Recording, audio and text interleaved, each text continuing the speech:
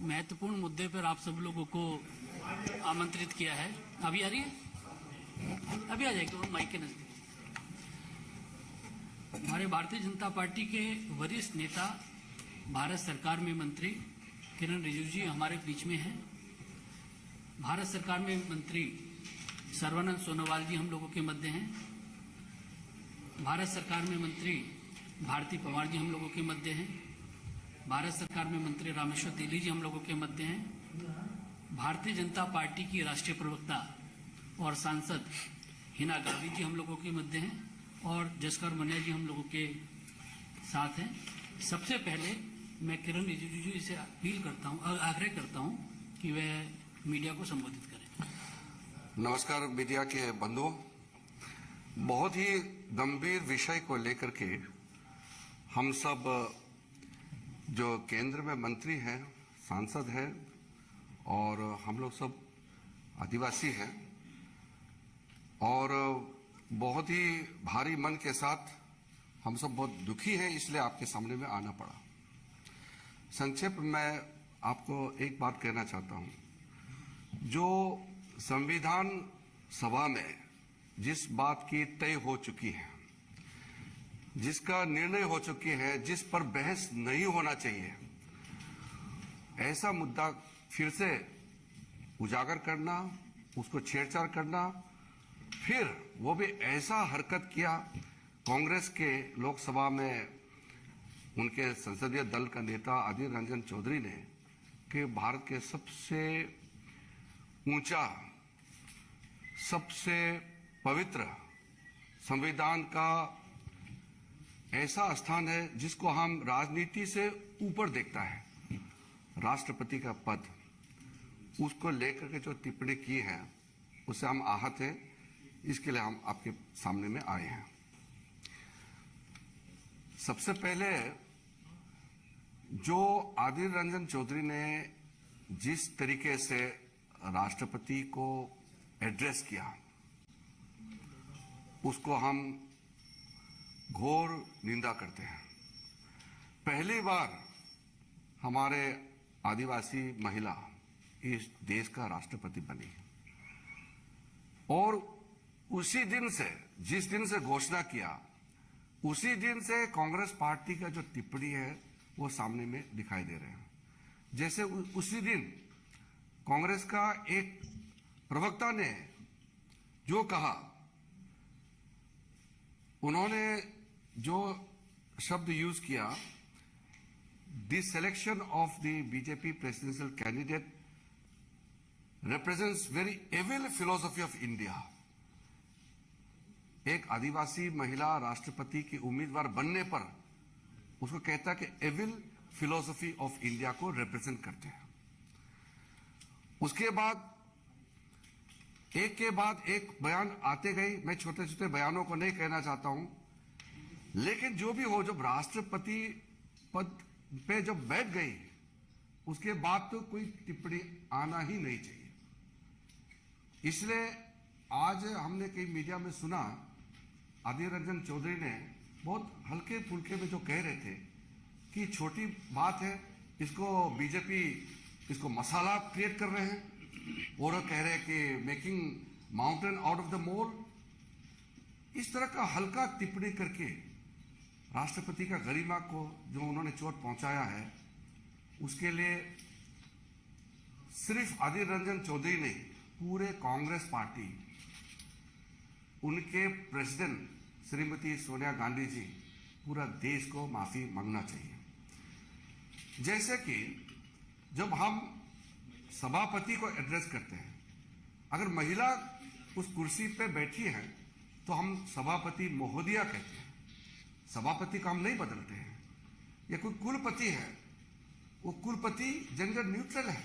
जैसे मैंने आपको कहा, संविधान सभा में जब इसका चर्चा हुई, उस समय जो वॉल्यूम में पब्लिश का एक हिस्सा मैं आपको पढ़ता हूं। The reminder of the draft provision where gender neutral using either the words और phrases. All persons irrespective of sex are equal before the law and are entitled to the same rights and are subject to the same duties.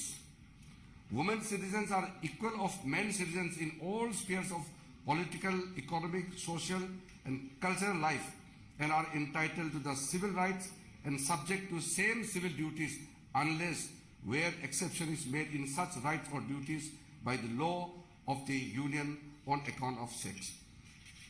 ये इसलिए इस debate को उस समय खत्म किया गया कि जब पद होता है, पद में कोई भी बैठेगा, वो महिला है करके उसको आप ना अलग एड्रेस करेंगे, ना उसको किसी भी रूप से हम डिफरेंशिएट करेंगे। जब श्रीमती इंदिरा गांधी प्रधानमंत्री बनी, उसको प्रधानमंत्री नहीं बोले, प्रधानमंत्री ही है।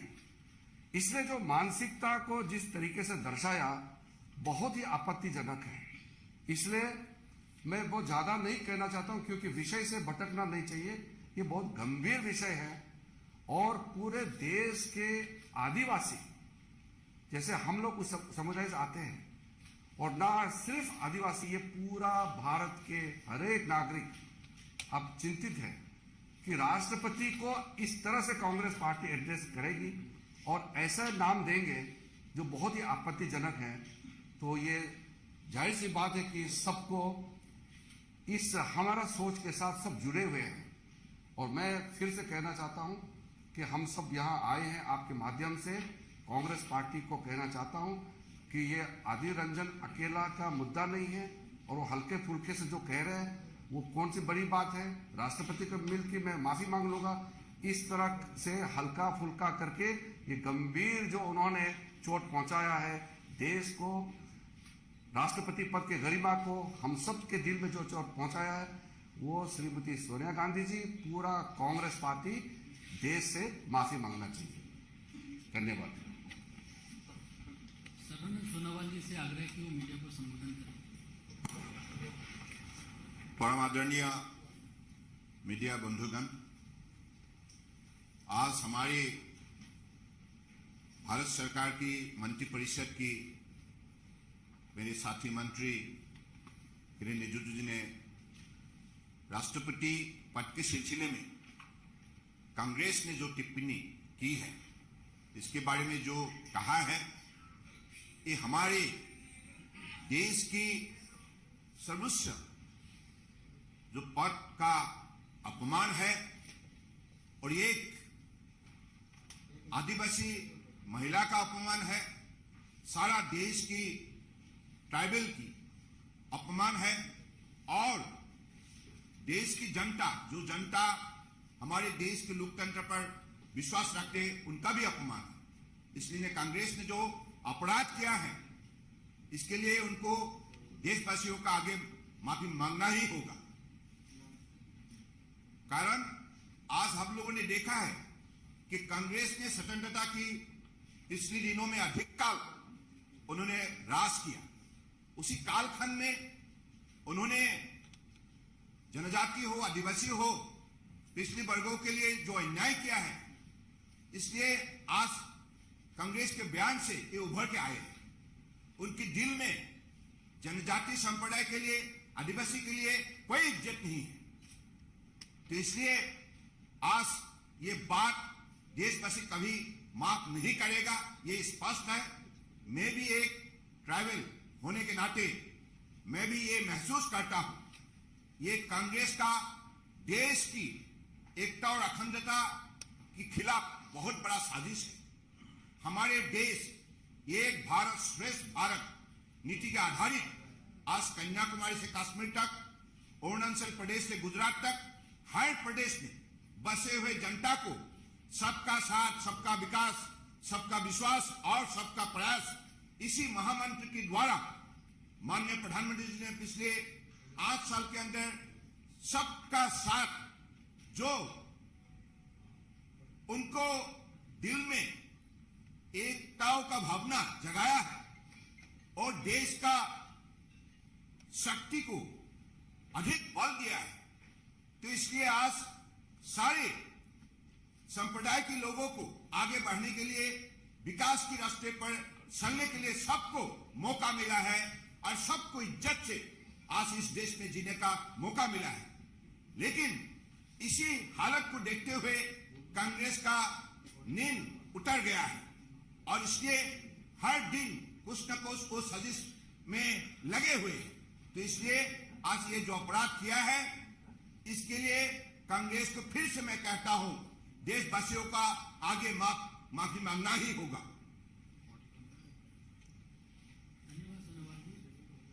भारत सरकार में स्वास्थ्य राज्य मंत्री सर ऑडियो नहीं आता, भारती पवार जी आप लोगों को संबोधित करेंगे। फिर एक बार आज कांग्रेस की मानसिकता जो कि आदिवासी विरोधी है, माइक का बटन ऑन है क्या? ऑन है, ऑन है।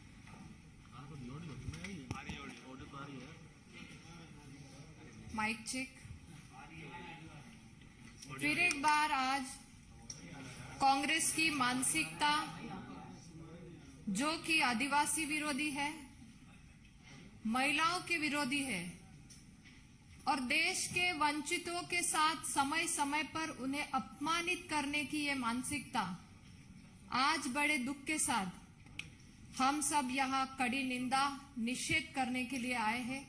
और आपके माध्यम से ये जो अपमानजनक वक्तव्य अधीर रंजन चौधरी द्वारा देश की प्रथम आदिवासी महिला राष्ट्रपति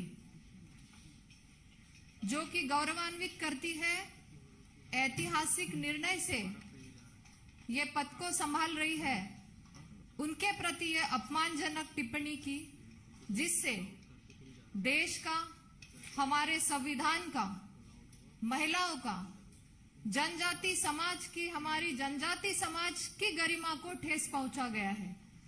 मुझे लगता है जो एक महिला को सम्मान नहीं दे सकते वो भारत माता को क्या सम्मान देंगे।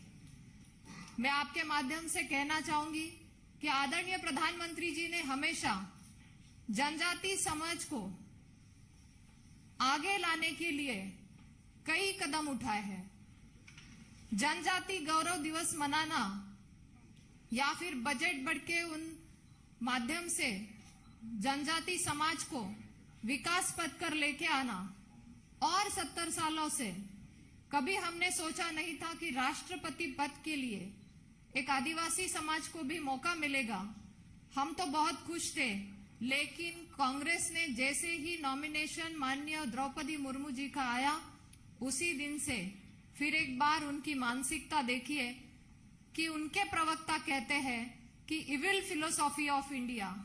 तो मैं ये कहना चाहूंगी कि आदिवासियों को कोई अधिकार नहीं है हमारे देश में, और इस तरह के अपमान करने वालों को हम आज आपके माध्यम से ये सवाल पूछ रहे हैं कि राष्ट्रपति पद की गरिमा का ध्यान रखो, ख्याल रखो।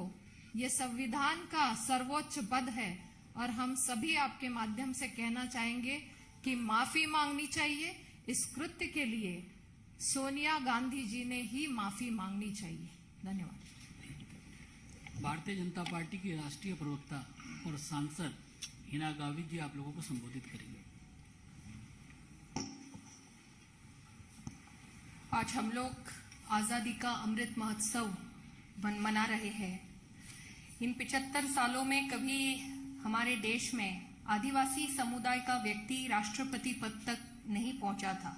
यह मौका इस आजादी के अमृत महोत्सव में पहली बार आदिवासी समाज की एक महिला को मिला। महामहिम राष्ट्रपति श्रीमती द्रौपदी मुर्मू जी जब 25 तारीख को उन्होंने राष्ट्रपति पद की शपथ ली, हम सभी आदिवासी समाज के लोगों को बहुत गौरवान्वित महसूस हुआ।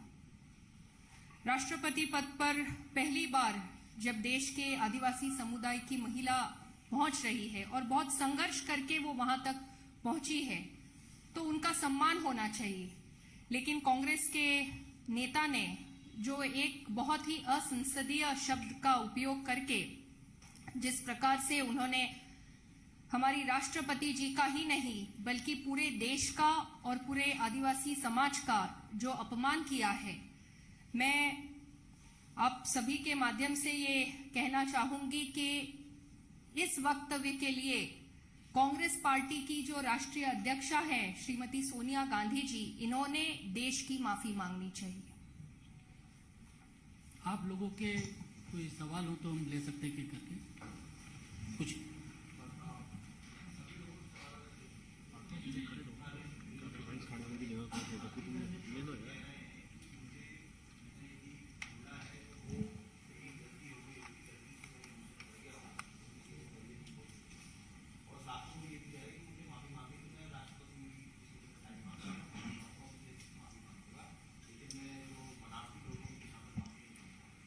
इसमें दो बातें हैं। सबसे पहले तो वो गलती नहीं है, वो रिपीटेडली आपका पास क्लिप्स होगा। पहले उन्होंने राष्ट्रपति शब्द कहा, फिर जानबूझ करके फिर उन्होंने कहा। ये तो कोई भी समझ जाएगा कि वो क्या बोलना चाह रहा था और क्यों बोला। इसमें कोई क्लैरिफिकेशन का जरूरत नहीं, सबको मालूम है। दूसरा, राष्ट्रपति को जाकर के उनको इंसल्ट करेंगे और उनको जाकर के फिर क्लैरिफिकेशन करेंगे, ये कोई तरीका होता है? राष्ट्रपति पद जो है कोई बाजार में बिकने वाला पद है क्या? ये देश का सबसे सर्वश्रेष्ठ, सबसे ऊंचा पद है। ये first citizen of the country है और उनको इतना हल्का से जो कह रहे हैं, ये तो और भी आपत्तिजनक है। इतना इंसल्ट करने के बाद देश को माफी मांगना चाहिए, क्योंकि देश का प्रतीक होता है। मेरा सवाल ये है कि लगातार आप लोग कह रहे हैं कि सोनिया गांधी को माफी मांगनी चाहिए। अगर सोनिया गांधी माफी मांग लेती तो क्या ये मामला खत्म हो जाएगा? देश से माफी मांगना चाहिए, हमसे नहीं। हमने कब कहा कि बीजेपी को माफी मांगना चाहिए? बीजेपी ने कभी भी नहीं कहा। हम आज भी कह रहे हैं कि हमसे माफी क्यों मांगे? देश को इंसल्ट किया है, इसलिए देश से माफी मांगे सोनिया गांधी जी, क्योंकि वो कांग्रेस पार्टी के अध्यक्ष हैं और उन्हीं के जरिए अगर माफी मांगे, पूरे कांग्रेस पार्टी माफी मांगे, तब पता चलेगा कि कितना इन्होंने घोर अन्याय किए हैं और कितने गलत बातें कही हैं, वो तो पता चल जाएगा। लेकिन वो क्लैरिफिकेशन देंगे, इसको हल्का बात बताएंगे, तो ये कोई तरीका नहीं हुआ।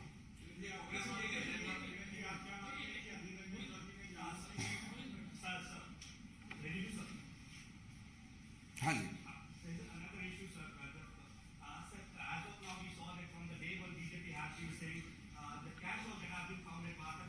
no, let us not divert into other issues.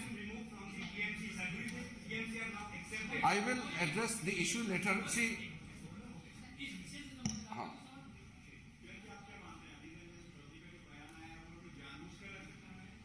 जानबूझ करके इसने तो रिपीटेडली कहा है, वो एक स्लिपरी ऑफ टंग नहीं है ये वो जानबूझ करके बहुत स्ट्रेस दे करके बात को कहा है, तो उसको तो माफी के अलावा कुछ नहीं हो सकता है।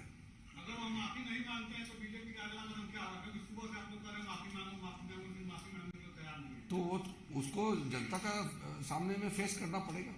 बीजेपी का क्या करना? हम लोग तो जनता का प्रतीक है। बहुत बहुत धन्यवाद आप सभी।